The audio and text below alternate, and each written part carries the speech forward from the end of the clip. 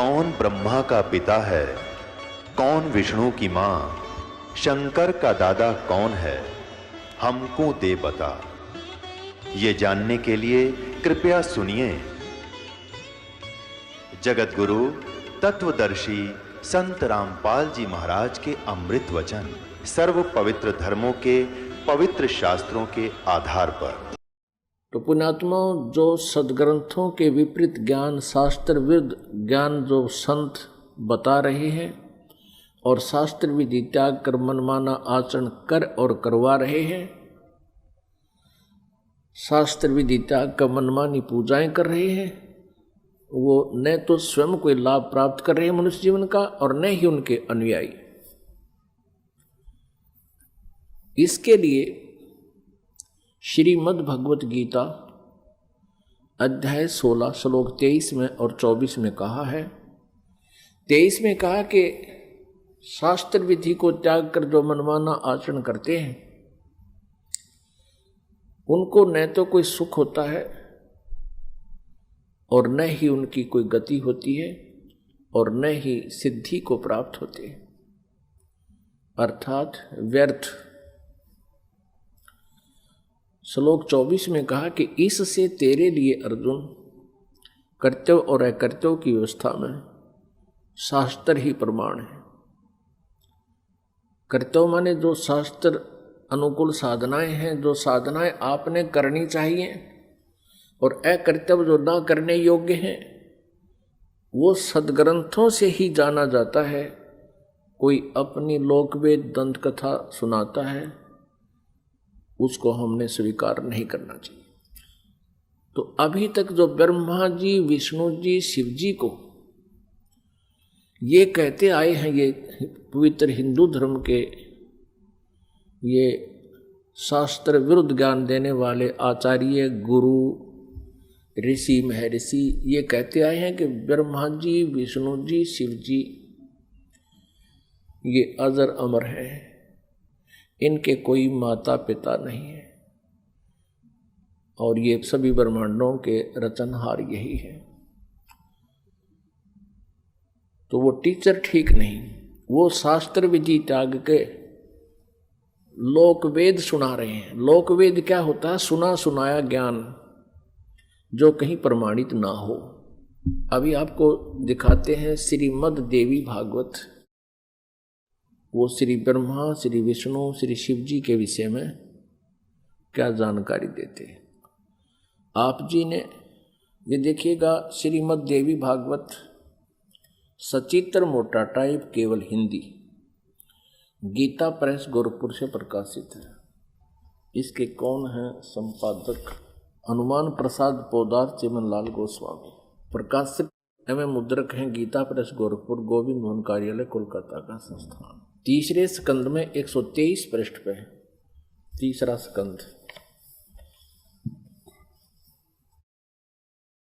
भगवान विष्णु जी अपनी माता दुर्गा की स्तुति कर रहे हैं।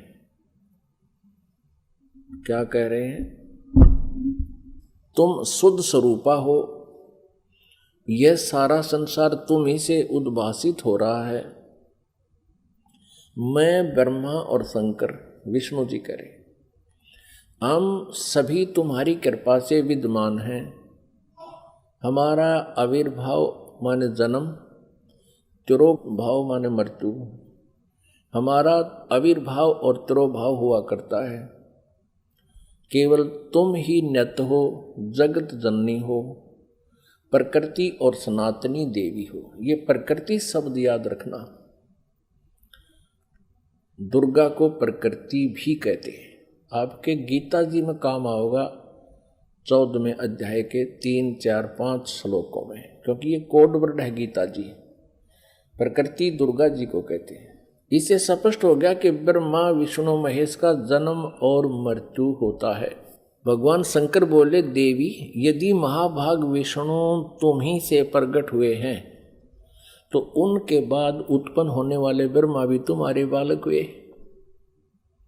फिर मैं तमोगुणी लीला करने वाला शंकर क्या तुम्हारी संतान नहीं हुआ? अर्थात मुझे भी उत्पन्न करने वाली तुम ही हो। शिवे संपूर्ण संसार की सृष्टि करने में तुम बड़ी चतुर हो। इस संसार की सृष्टि, स्थिति और संहार में तुम्हारे गुण सदा समर्थ हैं। उन्हीं तीनों गुणों से उत्पन्न हम, रजगुण ब्रह्मा जी, सतगुण विष्णु, तमगुण शंकर, उन्हीं तीनों गुणों से उत्पन्न हम ब्रह्मा विष्णु एवं शंकर नियमानुसार कार्य में तत्पर रहते हैं। पुण्यात्मा, इस पवित्र देवी पुराण ने इन चंद पंक्तियों में स्पष्ट कर दिया कि श्री ब्रह्मा विष्णु महेश ये नासवान है, इनकी जन्म और मृत्यु होती है। दुर्गा इनकी माता है और रजगुण ब्रह्मा जी, सतगुण विष्णु, तमगुण शिव जी है।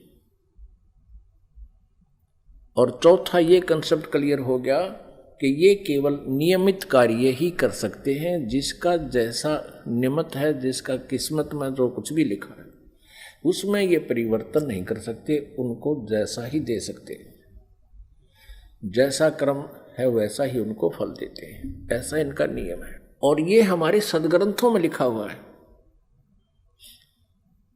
अब आप जी को डिटेल से दिखाते हैं। इसी श्रीमद् देवी भागवत को ही पुनः दिखाते हैं पूरी डिटेल से। ये देखिएगा, ये वही श्रीमद् देवी भागवत है, गीता प्रेस गोरखपुर से प्रकाशित है। ये है श्रीमद् देवी भागवत, तीसरा स्कंद यहां प्रारंभ होता है। पृष्ठ 113 है, पृष्ठ 113 है।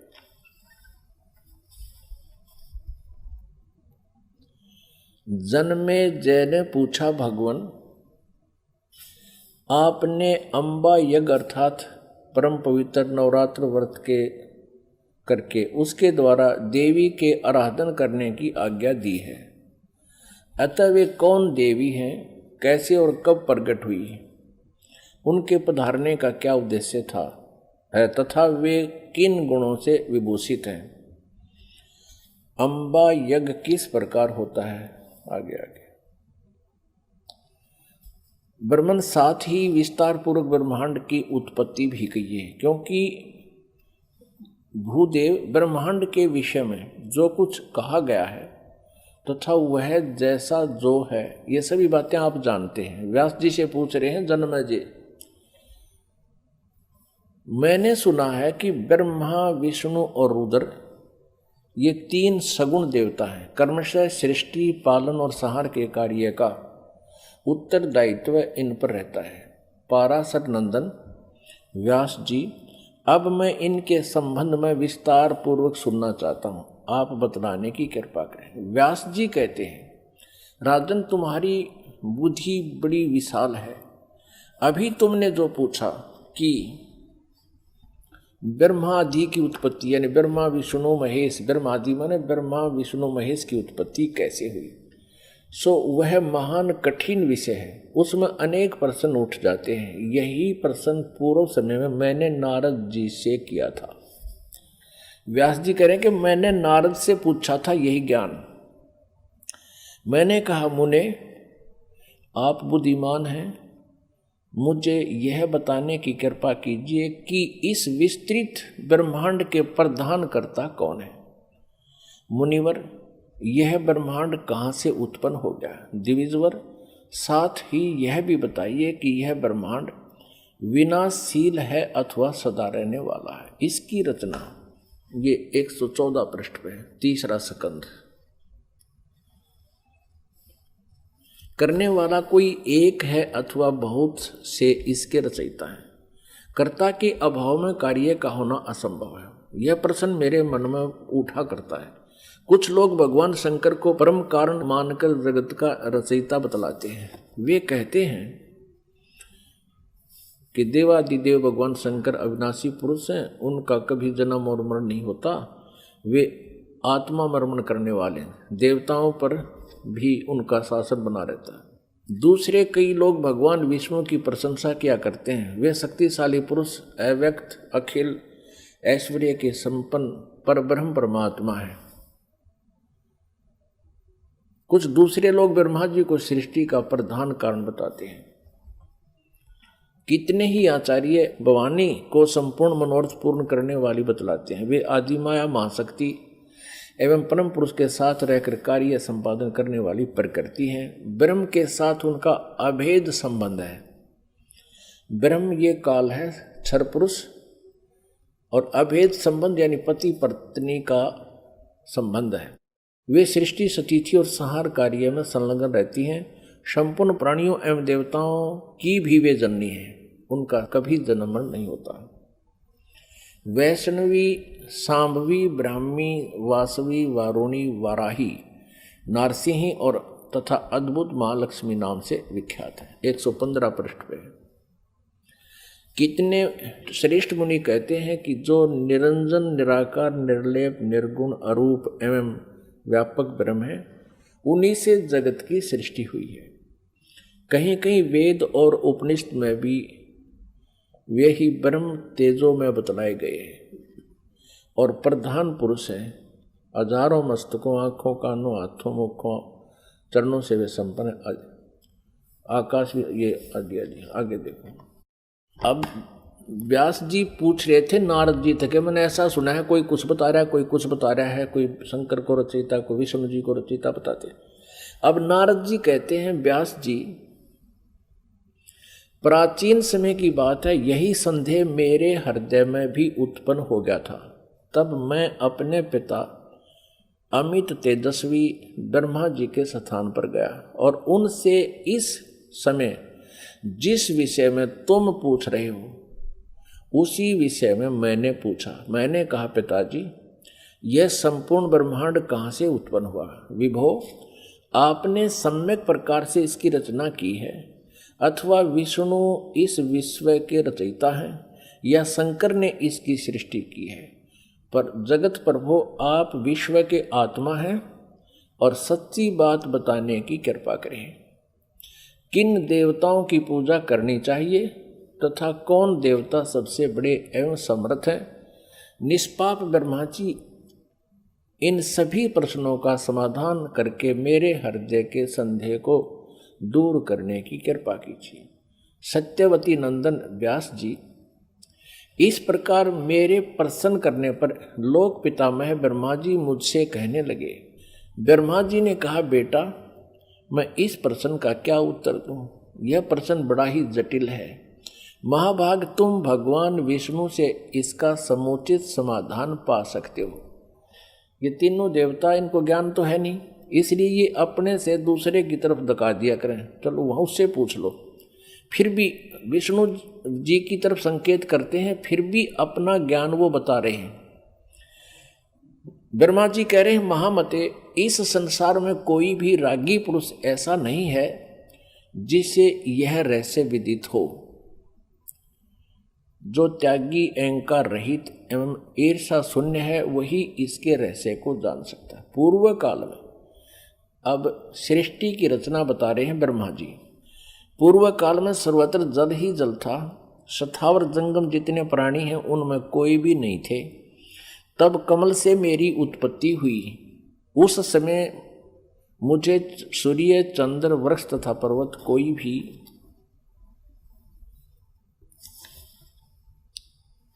116 पृष्ठ पे 3रा स्कंध देवी भागवत का दिखाई नहीं पड़े। मैं कमल की कणिका पर बैठकर विचार करने लगा, इस अगाध जल में मैं कैसे उत्पन्न हो गया, कौन मेरा रक्षक है तथा इस प्रलय काल में सृष्टि एवं संहार करने वाले कौन विशिष्ट पुरुष हैं। कहीं भी स्पष्ट रूप से भूमि भी नहीं दिखती जिस पर यह जल टिका हुआ है। यह कमल कैसे उत्पन्न हुआ, यों विचार करके मैं जल में उतरा। ब्रह्मा जी कह रहे हैं, 1000 वर्ष तक पृथ्वी का अन्वेषण करता रहा, यानी खोज करता रहा। इस पर भी मुझे उस जल का कहीं और छोर नहीं मिला। इतने में आकाशवाणी हुई, तप करो तप करो। तब मैंने तपस्या आरंभ कर दी। कमल पर बैठे ही 1000 वर्ष तक मैं तप करता रहा। फिर उसी समय सृष्टि करो ऐसी आकाशवाणी सुनाई पड़ी। उसे सुनकर मैं बड़े आश्चर्य में पड़ गया। सोचा कि किसकी सृष्टि करूं अथवा मेरा क्या कर्तव्य है। उसी समय मधु और कैटब नाम के दो भयंकर दानव राक्षस सामने आ गए। वे उस महावर्ण में मुझसे युद्ध करने की इच्छा प्रकट करने लगे। मैं उनसे भयभीत हो उठा। तब कमल का डंठल पकड़कर जल में उतरा। वहां मुझे एक परम अद्भुत पुरुष के दर्शन मिले। उनका श्री विग्रह माने शरीर मेघ के समान श्याम था, बादलों की तरह, काले बादलों की तरह। वे पीतांबर पहने थे, 4 भुजाएं थी, शेष नाग की सैया पर सोए थे। उन जगत प्रभु के गले को वनमाला सुशोभित कर रही थी। शंख, चक्र, गदा और पद्म इन 4 आयुधों से अनुपम शोभा पा रहे थे। ऐसे शेष शाही भगवान विष्णु का मुझे दर्शन हुआ। वे योग निंद्रा के वशीभूत होकर गाढ़ी नींद में सोए हुए थे। उनकी सारी चेष्टाएं शांत थी। नारद जी शेष नाग की सैया पर सोए हुए उन प्रभु को देखकर मेरा मन चिंतित हो उठा। इतने में भगवती योग निंद्रा याद आ गई। मैंने उनका सत्वन किया। तब वे कल्याणमयी भगवती श्री विष्णु जी के विग्रह से निकलकर, विग्रह माने शरीर से, श्री विष्णु जी के शरीर से निकलकर अत्यंत रूप धारण करके आकाश में विराजमान हो गई। दिव्य आभूषण उनकी छवि बढ़ा रहे थे। जब योग निंद्रा भगवान विष्णु के शरीर से अलग होकर आकाश में विराजने लगी, तब तुरंत ही श्री हरि उठ बैठे। अपने आत्माओं, जैसा आज आपको सृष्टि रचना में पहले बताया था, वर्बली दास ने बताया था, जो परमात्मा ने हमें बता रखा था, कबीर साहब ने ये कहा था कि दुर्गा, ब्रह्मा जी, विष्णु जी और शिव जी की माता है श्री देवी, और ये काल ज्योति निरंजन इनका पिता है। ये क्या करते हैं? इन तीनों बच्चों की उत्पत्ति करते हैं। ये काल यानी ब्रह्म, सर्वपुरुष भी कहते हैं इसको, सर्वब्रह्म भी कहते हैं। सर्वब्रह्म और ये दुर्गा जी, इन दोनों के पति पत्नी व्यवहार से श्री ब्रह्मा जी, श्री विष्णु जी, श्री शिव जी की उत्पत्ति होती है, जन्म होता है। और ये क्या करते हैं? इनको बाल्यावस्था से ही कोमा में कर देते, अचेत कर देते और उनकी परवरिश जारी करते हैं। जब ये युवा होते हैं तो इनको सचेत कर देते।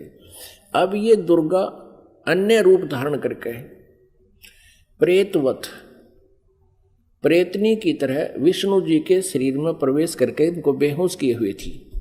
ऐसे ही ब्रह्मा जी को ये कमल के फूल पर रख दिया और तब तक ये अचेत था, कोमा में डाल रखा था। ये खुद कहता मुझे पता नहीं मैं कमल के फूल पर कहां से उत्पन्न हो गया, मेरा कौन जनक है। अब नीचे उतरा तो देखा विष्णु जी बेहोश पड़े थे वो, और उसमें से जब वो दुर्गा निकल गई, बाहर आई, तो वो सचेत हो गए। अब इस प्रकार इन सभी को इस काल भगवान ने अपने सुनियोजित षड्यंत्र के तहत भ्रमित कर रखा, किसी को यथार्थ ज्ञान नहीं बता रखा। अब यहां आप आगे देखिएगा, अब क्या होता है कि तीसरे स्थान पर भगवान शंकर को भी बेहोश कर रखा था, फिर उसको सचेत कर दिया, फिर तीनों को इकट्ठा कर दिया प्रेरणा करके, तीनों इकट्ठे हो गए। अब देखना श्रीमद् संक्षिप्त देवी भागवत और तीसरा स्कंद, और हम यहाँ पढ़ रहे थे। तब वे कल्याणमयी भगवती श्री विष्णु के विग्रह से निकलकर अत्यंत रूप धारण करके आकाश में विराजमान हो गई। दिव्य आभूषण उनकी छवि बढ़ा रहे थे। जब योग निंद्रा भगवान विष्णु के शरीर से अलग होकर आकाश में विराजने लगी, तब तुरंत ही श्री हरि उठ बैठे। उन्होंने मधु और कैटब के साथ 5000 वर्ष तक बड़ी घमासान लड़ाई की। तब वे दैत्य मरे। पहले देवी के कटाक्ष से मधुर और कैटब मोहित हो गए थे। उसके बाद भगवान विष्णु ने गोद में लिटाकर उन्हें वहीं प्राणों से रहित कर दिया। अब वहां मैं और भगवान विष्णु दो थे, वहीं रुद्र भी प्रकट हो गए। हम तीनों को भगवती आद्याशक्ति के दर्शन हुए, दुर्गा के। उन्हें देखकर मनमुग्ध हो गया। हमने उनकी उत्तम स्तुति की। तब वे आदि शक्ति हम लोगों से कहने लगी। देवी ने कहा, ब्रह्मा विष्णु और महेश्वर, तुम भली भांति सावधान होकर अपने अपने कार्य में संलग्न हो जाओ। सृष्टि, स्थिति और संहार ये तुम्हारे कार्य हैं। ब्रह्मा जी कहते हैं, भगवती आद्याशक्ति की, हम 117 पृष्ठ पर पढ़ रहे हैं, तीसरा स्कंद। वह वाणी बड़ी मधुर थी, सुंदर एवं सुखप्रद थी। हमने वह स्पष्ट सुनी। हम लोगों ने उनसे कहा, माता, हम किस प्रकार इन प्रजाओं के सर्जन आदि कार्य करने में सफल हो? विस्तृत भूमि का अभाव है, सभी स्थान जलमग्न है। हमारी बात सुनकर उन कल्याण स्वरूपिणी भगवती का मुखमंडल मुस्कान से भर गया। इतने में एक सुंदर विमान आकाश से उतरा। तब उन देवी ने हमें आज्ञा दी, देवताओं, निर्भीक होकर इच्छापूर्वक इस विमान में प्रवेश कर जाओ। ब्रह्मा, विष्णु और रुद्र, आज मैं तुम्हें एक अद्भुत दृश्य दिखलाती हूँ। हमने भगवती की बात सुनकर उसे शिरोधार्य कर लिया। उस रत्न जटित विमान पर चढ़कर हम लोग आराम से बैठ गए। हम तीनों देवताओं को उस पर बैठे देखकर देवी ने अपने सामर्थ्य से विमान को आकाश में उड़ा दिया। ब्रह्मा जी कहते हैं, मन के समान तीव्र गति से चलने वाला वह विमान जिस अपरिचित स्थान पर गया, वहां संपूर्ण फलों से लदे हुए अनेक सुंदर वृक्ष थे। आगे एक अत्यंत सुंदर नगर दिखाई पड़ा। अद्भुत चार दीवारी उस नगर की छवि बढ़ा रही थी। उसमें बहुत से ऊंचे ऊंचे महल थे। उचित स्थान पर यज्ञशालाएं बनी थी। क्षण भर के बाद वह एक दूसरे सुंदर प्रदेश में जा पहुंचा। वहां हमने देखा अनुपम नंदन वन था। पारिजात की संगन छाया के नीचे सुरभि गौ बैठी थी। आप पास में ही ऐरावत हाथी विराजमान था। सैकड़ों अप्सराएं, यक्ष, गंधर्व और विद्याधर उस पराजित के उपवन में गाते एवं विहार करते थे। देखा तो वही महाभाग इंद्र भी थे। उनके समीप उनकी प्राण प्रिया सची विद्यमान थी। उस स्वर्ग के दृश्य को देखकर हम 118 पृष्ठ पर आश्चर्यचकित हो गए। आगे देखना। इतने में हमारा विमान तेजी से चल पड़ा और वह दिव्य धाम ब्रह्मलोक में जा पहुंचा। संपूर्ण देवता उस नगर के सामने मस्तक झुकाया करते थे। वहां एक दूसरे ब्रह्मा विराजमान थे। उन्हें देखकर भगवान शंकर और विष्णु को बड़ा आश्चर्य हुआ। सभा लगी थी। भगवान शंकर और विष्णु ने मुझसे पूछा, चतुरानन, ये अविनाशी ब्रह्मा कौन है? मैंने उत्तर दिया, मुझे कुछ पता नहीं। सृष्टि के अधिष्ठाता ये कौन है? भगवान, मैं कौन हूं, ये कौन है, और हमारा उद्देश्य क्या है? इस उलझन में मेरा मन चक्कर काट रहा है। इतने में मन के समान तीव्रगामी वह विमान तुरंत वहां से चल पड़ा और कैलाश के सुर में शिखर पर जा पहुंचा। आगे देखा। वहां विमान के पहुंचते ही एक भव्य भवन से त्रिनेत्रधारी भगवान शंकर निकले। वे नंदी वृषभ पर बैठे थे। उनके 5 मुख थे, 10 भुजाएं थी। मस्तक पर चंद्रमा सुशोभित हो रहा था। क्षण भर के बाद वह विमान उस शिखर से भी पवन के समान तेज चाल से उड़ा और बैकुंठ लोक में पहुंच गया। वह भगवती लक्ष्मी का विलास भवन था। बेटा नारद, वहां मैंने जो संपत्ति देखी उसका वर्णन करना मेरे लिए असंभव है। उस उत्तमपुरी को देखकर विष्णु का मन आश्चर्य के समुद्र में गोता खाने लगा। एक विष्णु तो विमान में बैठा है, एक ब्रह्मा बैठा है, एक शंकर बैठा है, और एक एक ओर देखे तो वहां कमल लोचन श्री हरि विराजमान थे। अलसी के फूल के समान उनके श्री विग्रह की कांति थी। पीतांबर पहने थे, 4 भुजाएं थी, वे पक्षी राज गरुड़ पर विराजमान थे। दिव्य आभूषणों से उनकी अनुपम शोभा हो रही थी। प्राण प्रिया लक्ष्मी जी चंवर डुला रही थी। उन सनातन श्री हरि की झांकी पाकर हम सभी भौचक्के से रह गए। एक दूसरे को देखते हुए हम विमान में एक उत्तम आसन पर बैठे रहे। इतने में ही पवन से बातें करता हुआ वह विमान तुरंत उड़ गया। आगे अमृत के समान मीठे जल वाला समुद्र था। उसका जल बड़ा ही मधुर था। पुण्यात्मा परमेश्वर कबीर देव जी ने अपने द्वारा रची हुई सृष्टि की रचना का जो ज्ञान दिया है उसमें बहुत ही विस्तार से बताया है। अब ये श्री ब्रह्मा जी, विष्णु जी, शिव जी विमान में बैठे हैं। दुर्गा ने इनको आकाश में उड़ा दिया विमान को।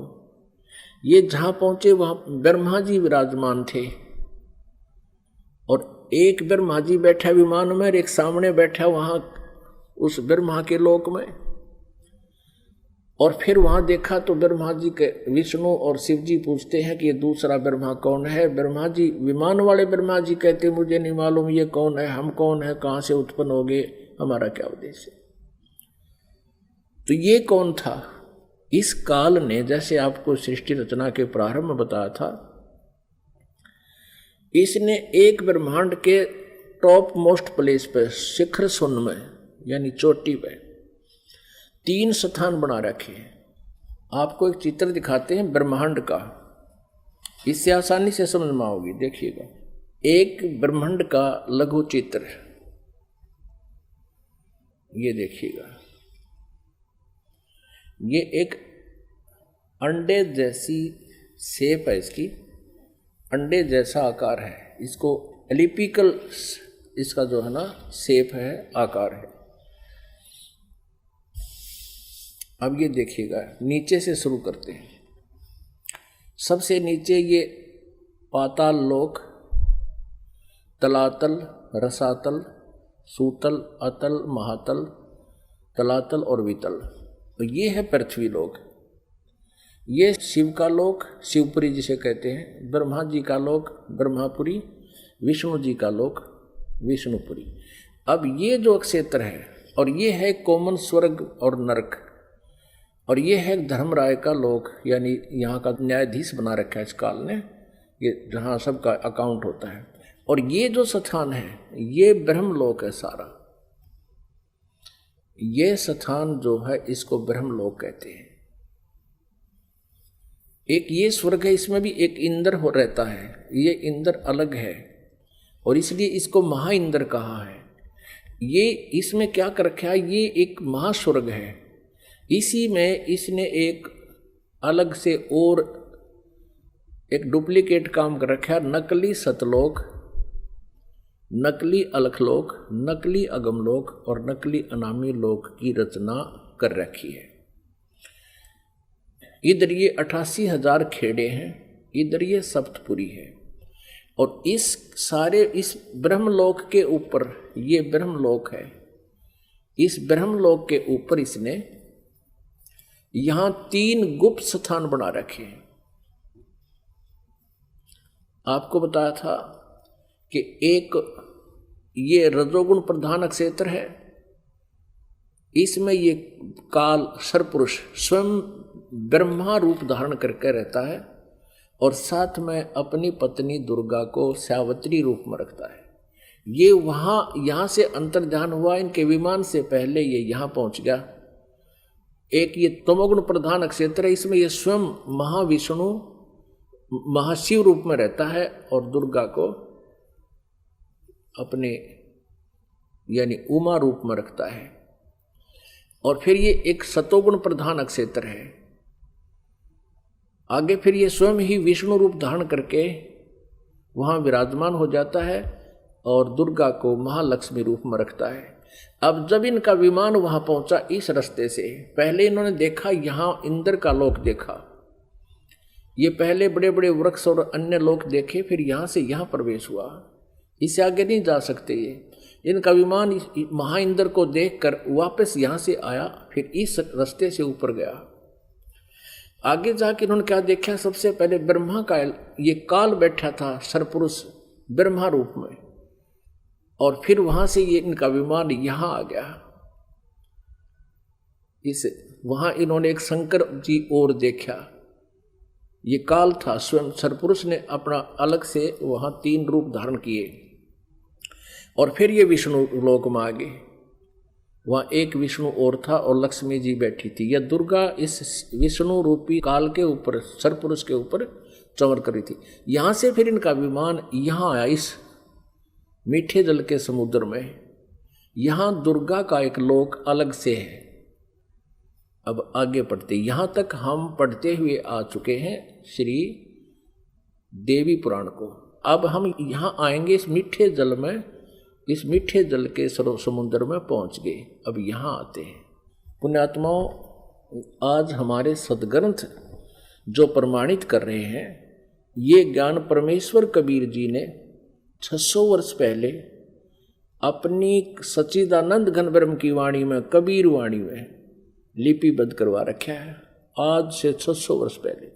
और आज इन सदग्रंथों में हमें सत्य हो रहा है। तो इससे सिद्ध है कि पूर्ण परमात्मा कबीर जी हैं, जिन्होंने पहले ही ये ज्ञान हमें दे रखा था और हमारे सदग्रंथों विद्यमान है।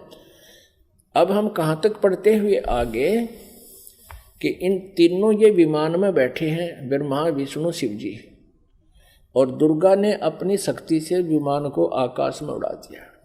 पहले वो पहुँचे ब्रह्मा जी के लोक में, वह इस काल के उस स्थान पर पहुंचे जो रजोगुण प्रधान है। वहां यह स्वयं ही सरपुरुष यानी काल ब्रह्म स्वयं ही ब्रह्मा रूप धारण करके विराजमान था। आगे फिर गए तो इस शंकर रूप में विराजमान था, आगे गए तो ये विष्णु रूप में विराजमान था। फिर वहां से इनका विमान कहाँ गया, ये सारा इसलिए किया गया था कि कहीं ये अपने आप को भगवान ना मान बैठे, इनका भ्रम निवारण कर दें। अब देखना, ये देवी भागवत चल रहा है, श्रीमद् देवी भागवत गीता प्रेस गोरखपुर से प्रकाशित है। ये वही पुस्तक है जो आपको पहले दिखाई थी। हमने यहाँ तक पढ़ लिया, हमने ये पढ़ा 118 पे। इतने में हमारा विमान तेजी से चल पड़ा और एक दिव्य धाम ब्रह्म लोक में जा पहुंचा।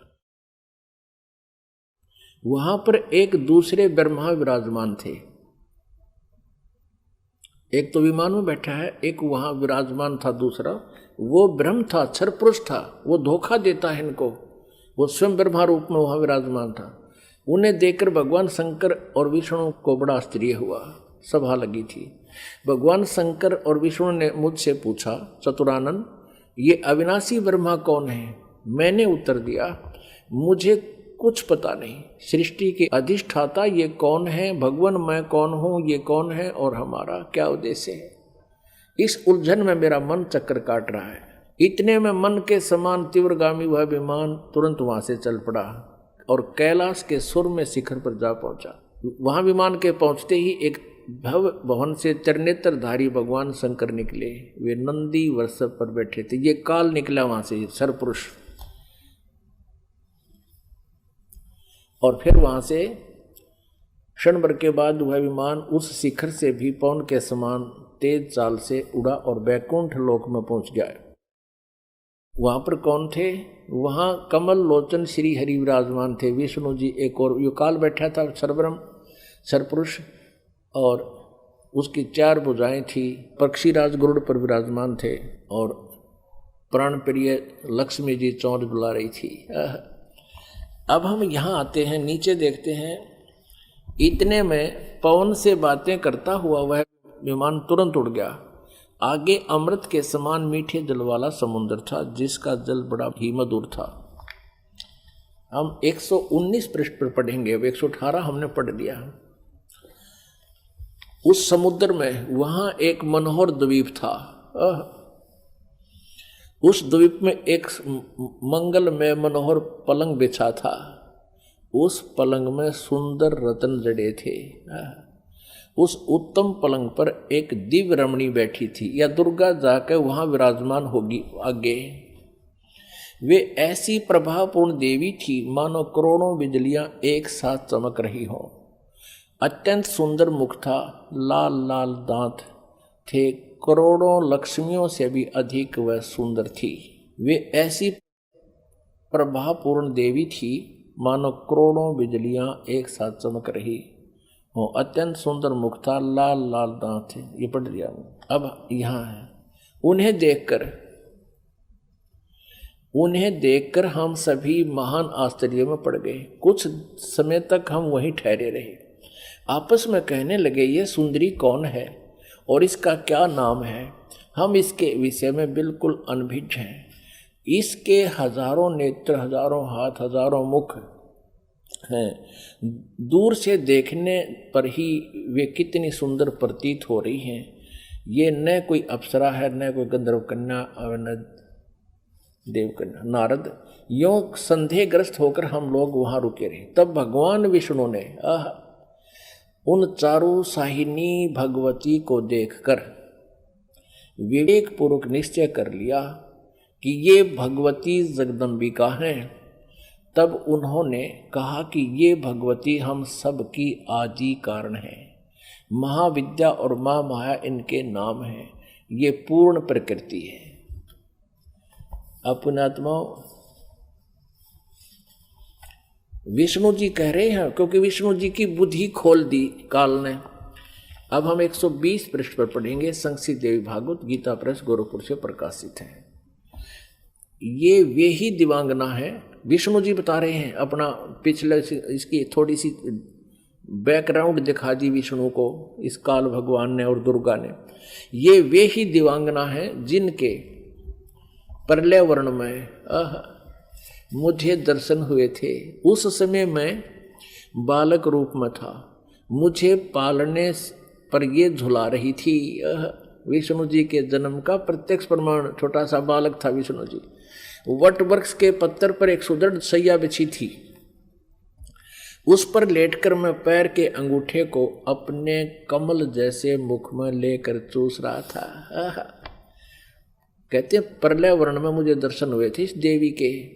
उस समय में बालक रूप में था, छोटा सा बच्चा था। ये मुझे झुला रही थी, मैं अंगूठे चूस रहा था पैरों के। इन्हें देखकर मुझे पहले की बात याद आ गई। ये हम सब की जननी है। अब 121 पृष्ठ पे अब विष्णु जी ही बता रहे हैं। भगवान विष्णु बोले, प्रकृति देवी को नमस्कार है, भगवती विधात्री को निरंतर नमस्कार है। ये स्तुति करते हुए भगवान आ रहे हैं विष्णु जी। यहां देखिएगा 123 पृष्ठ पे जो प्रारंभ में पढ़ा था, अब वहीं फिर आगे हम भगवान विष्णु स्तुति कर रहे हैं अपनी दुर्गा माता की। तुम शुद्ध स्वरूपा हो, यह सारा संसार तुम इसे उद्भासित हो रहा है। मैं ब्रह्मा और शंकर हम सभी तुम्हारी कृपा से विद्यमान हैं। हमारा आविर्भाव यानी जन्म और तिरोभाव माने मृत्यु हुआ करता है। केवल तुम ही नित्य हो, जगत जननी हो, प्रकृति और सनातनी देवी हो। भगवान शंकर बोले, देवी यदि महाभाग विष्णु तुम्ही से प्रकट हुए हैं तो उनके बाद उत्पन्न होने वाले ब्रह्मा भी तुम्हारे बालक हुए हैं। फिर मैं तमोगुणी लीला करने वाला शंकर क्या तुम्हारी संतान नहीं हुआ? अर्थात मुझे भी उत्पन्न करने वाली तुम ही हो। शिवे, संपूर्ण संसार की सृष्टि करने में तुम बड़ी चतुर हो। इस संसार की सृष्टि, स्थिति और संहार में तुम्हारे गुण सदा समर्थ है। उन्हीं तीनों गुणों से उत्पन्न हम ब्रह्मा, विष्णु एवं शंकर नियमानुसार कार्य में तत्पर रहते हैं। अब पुण्यात्माओं, आप जी ने अपने सदग्रंथों को स्वयं पढ़ लिया और ये अभी तक पवित्र हिंदू धर्म के गुरुजन, ये आचार्य मंडलेश्वर, महामंडलेश्वर, गीता मनीषी, गीता के मर्मज ज्ञाता, वेदों के ज्ञाता, पुराणों के ज्ञाता कहलाते थे। इन्होंने कै खे का भी पता नहीं था। ये अज्ञानी है जो आज तक हमारे भगवानों यानी जिनको हम समर्थ मान रहे थे, अजरो अमर सुना करते थे, इनसे ये नहीं बता सके कि इनकी सतीथि क्या है, जबकि इनकी जीवनी बता रही है महापुरुषों की कि इनकी ये सतीथि है। अपनात्माओं, जैसा कि आपको सृष्टि रचना के प्रारंभ में जब कथा शुरू करी थी बताया था कि काल भगवान ने, इस क्षर पुरुष ने, जो ब्रह्मा विष्णु महेश के पिताजी हैं, दुर्गा जी के पति हैं, जो श्री देवी के पति हैं और ब्रह्मा विष्णु महेश के पिता हैं, इसने ये कहा था दुर्गा से कि मेरा भेद किसी को मत बताना। इसको बहुत सख्ती से कहा था। तो देवी ने उसी उद्देश्य से ब्रह्मा विष्णु महेश को इस क्षर पुरुष का ज्ञान नहीं दिया। अब दुर्गा से इसने कहा था कि मेरा भेद किसी को नहीं देना। इसी प्रकार दुर्गा ने इनको कोई उस भेद नहीं दिया ब्रह्म का, फिर भी सच्चाई छुप नहीं सकी। अब इसी में आपको प्रमाणित करते हैं देवी भागवत में, ब्रह्मा जी ने वेदों को पढ़ा, दुर्गा से पूछा कि वेदों में ये लिखा है कि केवल एक ब्रह्म जिसके बराबर दूसरा नहीं है। ब्रह्म माने परमात्मा भी होता है, वो ब्रह्म माने भगवान होता है, वो एक ही परमात्मा पूजा के योग्य है। तो वो क्या आप ही हो क्या? ब्रह्मा ने पूछा क्या वो आप ही हो? दुर्गा से कहती। अब दुर्गा क्या उत्तर देती है देखिएगा। हम श्रीमद् देवी भागवत यानी दुर्गा पुराण, देवी पुराण को पढ़ रहे हैं, जो गीता प्रेस गोरखपुर से प्रकाशित है। इसके तीसरे स्कंद में पृष्ठ नंबर 125 पर हम पढ़ रहे हैं। 123 तक हमने पढ़ लिया। यहां 124 पे देखिएगा,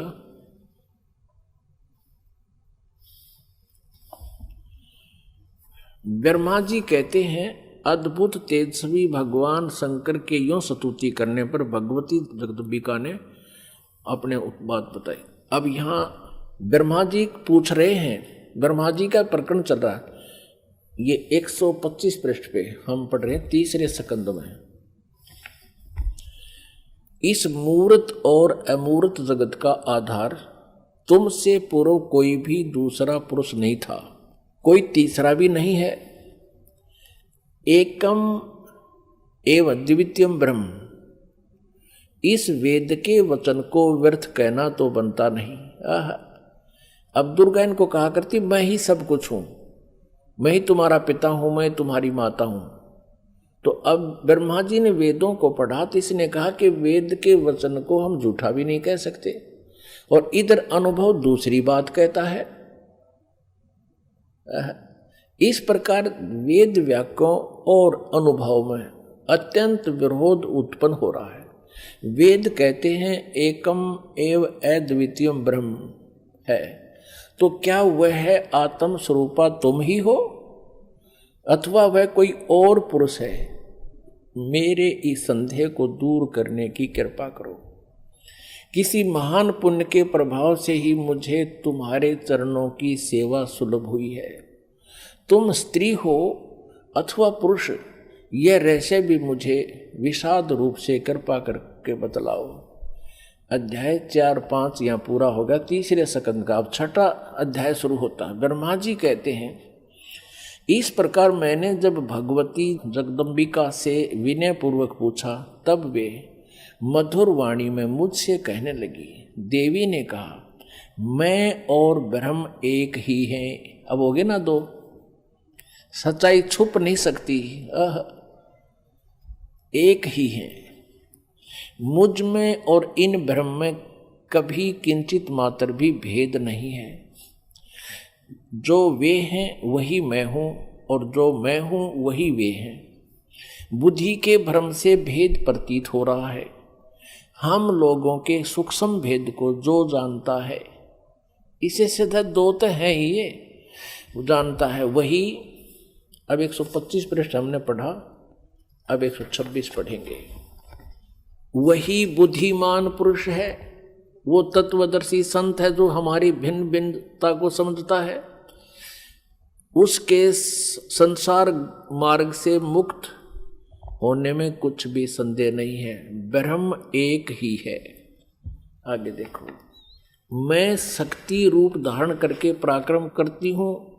गौरी, ब्राह्मी, रौद्री, वाराही, वैष्णवी, शिवा, वारुणी, कुबेरी, नारसिंही और वासवी सभी मेरे रूप हैं। विभिन्न कार्यों के उपस्थित होने पर उन देवियों के भीतर अपनी शक्ति स्थापित करके मैं सारी व्यवस्था करती हूँ। हाँ, उस देवी को निमित्त बना लेना मेरा स्वभाव है। अब आगे देखना, अपने आत्माओं, आप पढ़ रहे हो अपने सदग्रंथों को स्वयं। आप जी ने तीसरे स्कंद में और पृष्ठ नंबर 125 पे पढ़ा। ब्रह्मा जी कहते हैं कि मैंने जब दुर्गा जी से ये पूछा, माता से, जगदम्बिका से, कि वेदों में लिखा है कि एकम एव अद्वितीयम ब्रह्म, अद्वितीयम जिसके बराबर दूसरा कोई नहीं हो, वो ब्रह्म ही सब कुछ है। उधर से उपनिषद और आप जो कह रहे हो कि मैं ही सब कुछ हूँ, मैं ही सृष्टि रचना करने वाली हूँ, मेरे अतिरिक्त कोई नहीं है, तो इन वेद के वाक्य को झूठा भी नहीं कहा जा सकता।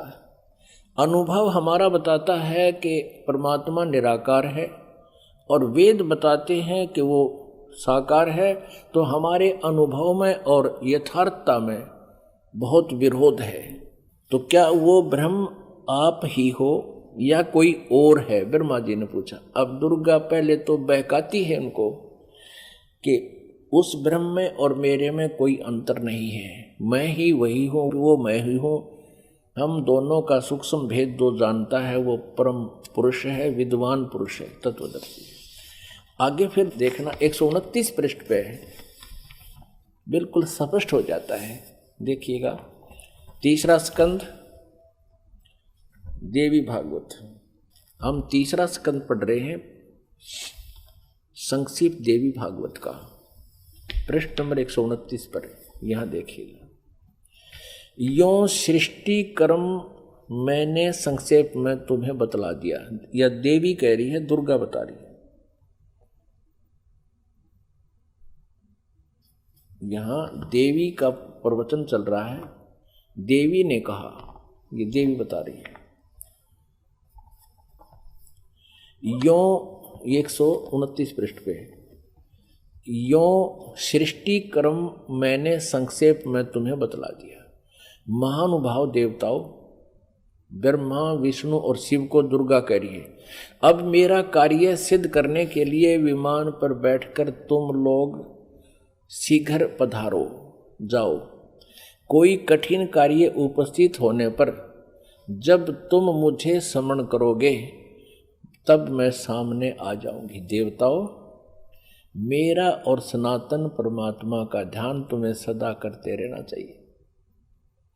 अब यहां ये दो हो गए, तब तो कह रही थी मैं ही सब कुछ हूं, और अब ये कह रही है दो, मेरा और ये दुर्गा ब्रह्म को ही सनातन परमात्मा बता रही है। हम दोनों का, आगे दो, हम दोनों का स्मरण करते रहोगे तो तुम्हारे कार्य सिद्ध होने में किंचित मात्र भी संदेह नहीं रहेगा। ब्रह्मा जी कहते हैं, इस प्रकार कहकर भगवती जगदम्बिका ने हमें विदा कर दिया। उन्होंने शुद्ध चरित्र वाली शक्तियों में से भगवान विष्णु के लिए लक्ष्मी को, शंकर के लिए महाकाली को और मेरे लिए मां सरस्वती को पत्नी बनने की आज्ञा दे दी। अब उस स्थान से हम चल पड़े और दूसरे स्थानों पर हम तीनों की पुरुष रूप से प्रतिष्ठा हुई। आप जी को इस दास ने परमेश्वर कबीर जी द्वारा रची हुई सृष्टि और ये सारे ब्रह्मांडों की रचना कब कब कैसे हुई वो सारी बताई थी। इस दास ने आपको मौखिक सुनाया था, वर्बली सुनाई थी। और आज इन सदग्रंथों ने, हमारे शास्त्रों ने प्रमाणित कर दिया कि जो 600 वर्ष पहले परमेश्वर कबीर जी ने हमें ज्ञान दिया था वो आज हमारे सदग्रंथों में विद्यमान है। और ये नकली गुरु आचार्य झूठे वेद ज्ञानहीन, शास्त्रों के ज्ञान से हीन हैं और ये कहते हैं ब्रह्मा विष्णु महेश अजर व अमर हैं, इनके कोई माता पिता नहीं, ये सर्वेश्वर हैं, महेश्वर हैं। अब ये तो कंसेप्ट क्लियर हो गया दुर्गा का कि दुर्गा इनकी माता है, फाइनल हो गया। और तीनों का विवाह कर दिया दुर्गा ने, अपने ही 3 रूप बना करके। ये खुद कहती है कि मैं एक से अनेक हो जाती है ये देवी, और 3 रूप धारण करके इसने तीनों पुत्रों का विवाह कर दिया।